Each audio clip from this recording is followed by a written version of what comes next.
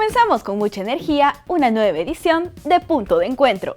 Soy Paloma Barreto y en el programa de hoy habrá mucha información que usted necesita. Queremos agradecer a los canales aliados que contribuyen con este programa y que nos permiten llevarle la última información electoral, cultural y turística de nuestras regiones.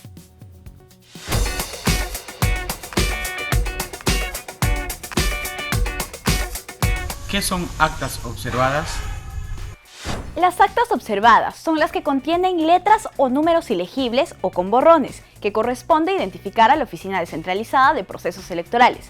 No serán ingresadas a la contabilización de votos hasta que el Jurado Electoral Especial resuelva levantando observaciones. ¿Qué es una consulta vecinal? La Constitución Política del Perú reconoce la existencia de la consulta vecinal como mecanismo de participación ciudadana, cuando establece como funciones básicas del sistema electoral peruano el planeamiento y la ejecución de los procesos electorales o de referéndum u otras consultas populares, entre otras funciones.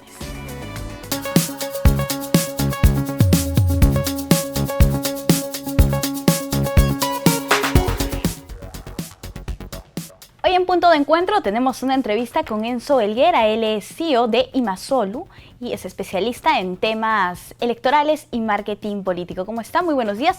Muchas gracias por aceptar la invitación. Un poco para ver cuál es el panorama de las nuevas bancadas que tendremos en este próximo congreso que ya ha sido elegido por los ciudadanos. Bien, gracias por la invitación, Paloma. Encantado de estar en tu programa. Y bueno, en efecto, hay muchas lecturas respecto de estas elecciones y la coyuntura electoral, así que básicamente esperar que la ciudadanía en principio tenga un poco de la responsabilidad y el hacerse cargo de las elecciones que han hecho por cada uno de sus representantes en el Congreso. Bien, finalmente los ciudadanos somos quienes hemos dado la última palabra, ¿no? Y ahora ya tenemos a nuevos representantes, un poco para ver cómo es que se va a conformar ahora, cuáles son los partidos que están liderando a comparación de congresos pasados. Ha cambiado bastante el panorama. Bueno, en efecto, la concentración de un partido político que hubiese en el pasado, que permitía hacer quizás el contrapeso dentro del Parlamento y el contrapeso político frente al Ejecutivo, no es la lectura, no va a ser la realidad en este nuevo Parlamento, en donde a través del voto ciudadano, ¿no?, la ciudadanía ha elegido finalmente que no haya una bancada o un partido político que tenga esta mayoría de congresistas, ¿no?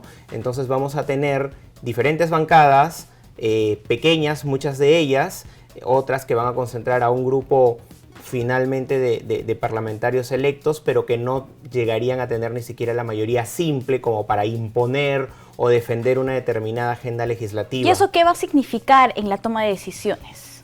Va a significar decisiones más consensuadas en los partidos políticos y también de cara a la ciudadanía, porque recordemos de que este año y medio electoral aprox que vamos a tener, también se van a dar a conocer las propuestas para la campaña presidencial, que también se viene, ¿no?, para las elecciones presidenciales, y esto va a tener muy pendiente también a los congresistas que van a querer congraciarse con sus propios electores, ¿no? Entonces van a tener que tener en perspectiva dos espacios.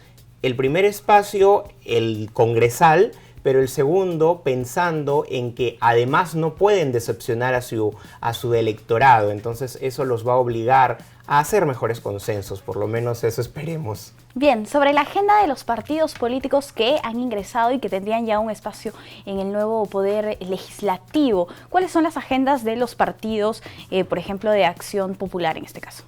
Bueno, en el caso de Acción Popular, en campaña estuvo promoviendo bastante el tema de que no haya esta protección que tiene el parlamentario ni bien ingresa al Congreso, ¿no? Entonces esta inmunidad o el retirar la inmunidad se habló bastante. Se ha hablado bastante y cada partido lo ha tomado y ha hablado, algunos de la eliminación por completo y otros también de modificarlo.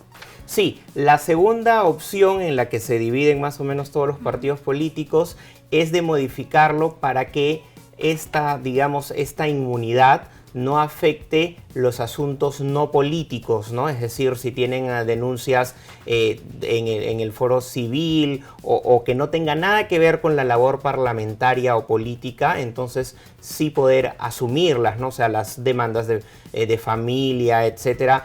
Todo eso sí lo llevarían a cabo, pero son propuestas evidentemente conversables. Recordemos también que algunos de los legisladores tienen denuncias y tienen procesos. Se espera, o la ciudadanía espera, que finalmente se debata el tema de la inmunidad parlamentaria, aunque los partidos políticos, por lo menos algunos de sus dirigentes que hemos escuchado en alguna de las declaraciones, ya le bajaron el tono al tema de la inmunidad parlamentaria una vez que han salido electos, porque se les ha preguntado y algunos han empezado a decir que es materia de un análisis. Cambiaron de discurso. Y así es, le bajaron el tono al discurso.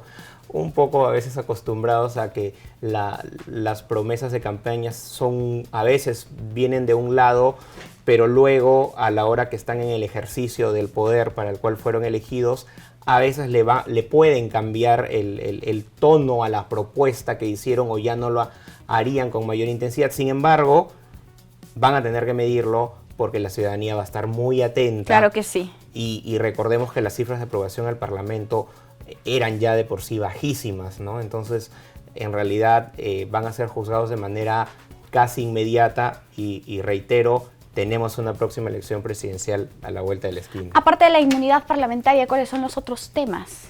Bueno, han habido, por ejemplo, algunos modelos interesantes como el del FREPAP, que uno de los temas que promueve bastante es la economía agrícola familiar, ¿no? Que está ubicado más o menos en los sectores rurales, pero esto nos da la ponderación además que tienen una agenda precisamente con los votantes que ellos han logrado captar y parte de esta agenda y parte de su target electoral o del grupo de simpatizantes al que corresponden son estos agricultores rurales, ¿no? Y lo otro que está inspirado, los temas que están inspirados en las doctrinas que ellos tienen como grupo religioso, en la cual promueven el tema pro familia, es decir, no se espera que ellos, por ejemplo, aprueben el matrimonio homosexual o ese tipo de temas, o incluso con los temas de educación. Van a promover siempre el eje de la familia, ¿no? Es lo que están indicando, por encima de algunas otras propuestas que ellos no consideren de pronto adecuadas, ¿no? Sin embargo, tienen un tono que en principio se nota de momento conciliador, ¿no? No confrontacional. Entonces eso va a ayudar a muchas de las propuestas de pronto poderlas encaminar y enrutar, ¿no? Bien, otra de las propuestas que salieron ya posterior a las elecciones es el tema de que un partido político proponía o decía que iba a generar como primer proyecto de ley liberar a su líder. ¿Qué tan factible podría ser eso o que se utilice la legislación para favorecer a una sola persona? Bueno, resulta, y a Dios gracias, que para que eso ocurriese se tendría que modificar la Carta Magna y con ella una serie de principios que son bastante complicados de que se den en la realidad actual, precisamente por la fragmentación que hay en el Congreso y la no consolidación de un grupo político que controle. Las normas, las leyes, no pueden ser dadas a una persona en específico o a una persona en particular, porque de lo contrario eso lo convierte en ilegal. La naturaleza de la ley, la naturaleza de la norma, el principio de la norma, no es para que beneficie a alguien de manera específica, ¿ok? Puede ser si un caso, un grupo de casos en particular en donde prime la injusticia por lo que se deba regular, pero en esta ocasión, para un líder, para una sola persona, no aplicaría esto y lo convertiría en anticonstitucional. Bien, Enzo, para abordar un poco más sobre lo que tiene que hacer el nuevo Congreso y cuáles son sus retos, cuáles son los temas que deberían poner en agenda ahora que son urgentes para el país.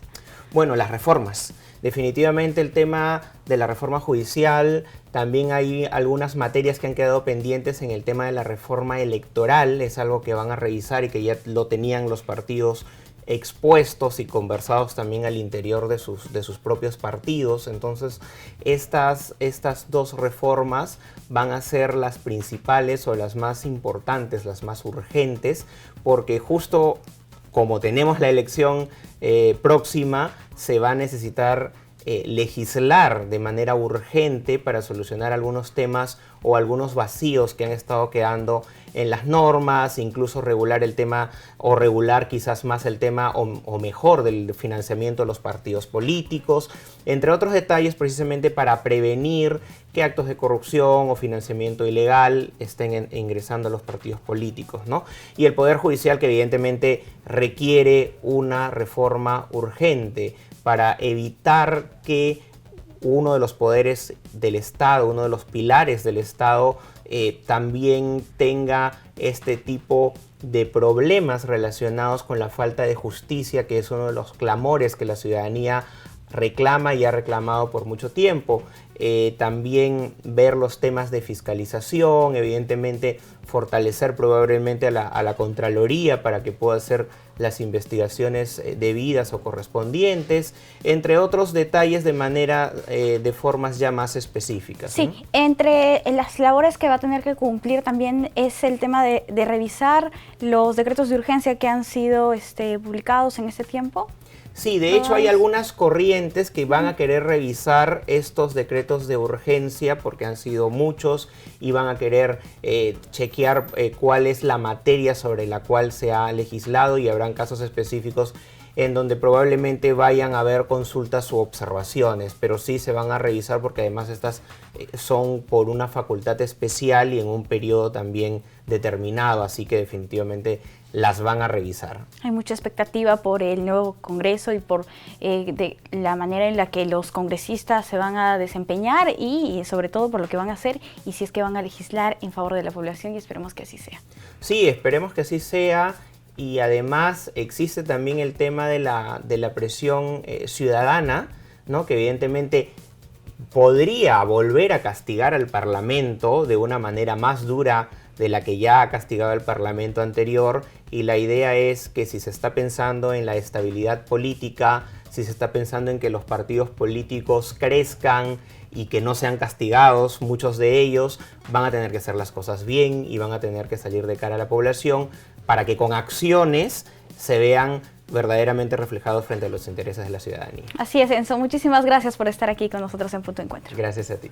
Bien, amigos, es momento de hacer una brevísima pausa y volvemos con más información aquí en Punto de Encuentro.